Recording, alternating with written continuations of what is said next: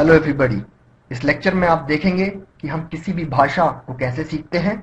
आगे की स्लाइड्स में आप देखेंगे हमने हमारी मातृभाषा और किसी दूसरी भाषा को सीखने के तरीकों के बारे में बतलाया है। इस स्लाइड में हम आपको किसी भी भाषा को सीखने के तरीके के बारे में बता रहे हैं। यहाँ पे हमने दो मेथड्स को हाईलाइट किया है किसी भी लैंग्वेज को सीखने के लिए। लेफ्ट हैंड साइड पे आप देखेंगे हम डायरेक्ट मेथड की बात कर रहे हैं, जिसके नीचे हम लिख रहे हैं लोकल लैंग्वेज या मदर टंग, और दूसरा बुलेट पॉइंट हमने लिखा है learned naturally by observation. Direct method का सीधा एग्जांपल आप अपनी लोकल लैंग्वेज को देख सकते हैं। जिस तरह से आपने अपनी मदर टंग या अपनी मातृभाषा को बोलना सीखा है, वह डायरेक्ट मेथड है। हमने कैसे बोलना सीखा है अपनी मातृभाषा को? अगर आपने नोटिस किया हो तो छोटे बच्चों को घर पर दादा, मामा, पापा जैसे शब्दों को बोलना सिखाया जाता है। साथ में वो अपने बड़ों को घर में उस भाषा में बात करते हुए देखते हैं, ऑब्जर्व करते हैं उनको, और खुद इमिटेट करने की कोशिश करते हैं, और इस तरह वो उस लोकल लैंग्वेज को सीख जाते हैं। तो ये तो हुआ डायरेक्ट मेथड जिसने हमें हमारी मातृभाषा बोलना सिखाया। दूसरा तरीका होता है इनडायरेक्ट मेथड, जो कि हम जब भी मातृभाषा के अलावा किसी दूसरी भाषा को सीखने की कोशिश करते हैं तो इस मेथड का हम इस्तेमाल ज़रूर करते हैं।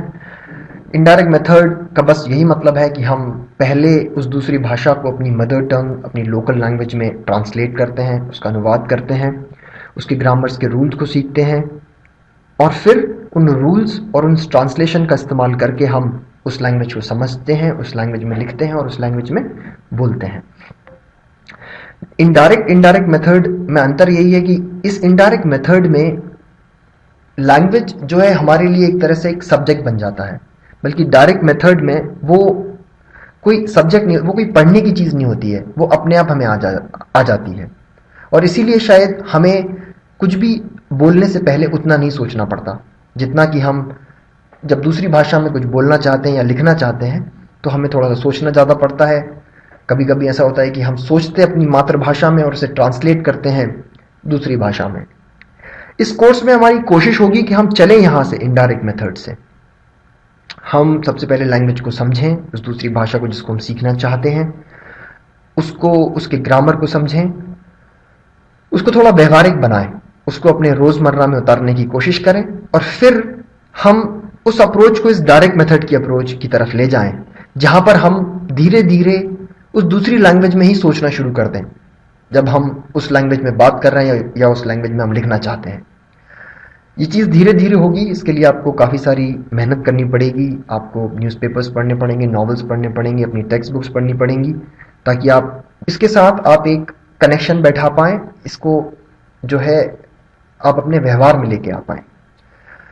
आगे चलते हैं। इनडायरेक्ट मेथड के बारे में हम थोड़ी सी और बात करेंगे। जैसा कि हमने कहा है कि हम इनडायरेक्ट मेथड से शुरू करेंगे इस कोर्स को। पहली चीज़ होगी लैंग्वेज को इंटरप्रेट करना, जिस दूसरी भाषा को हम सीखना चाहते हैं।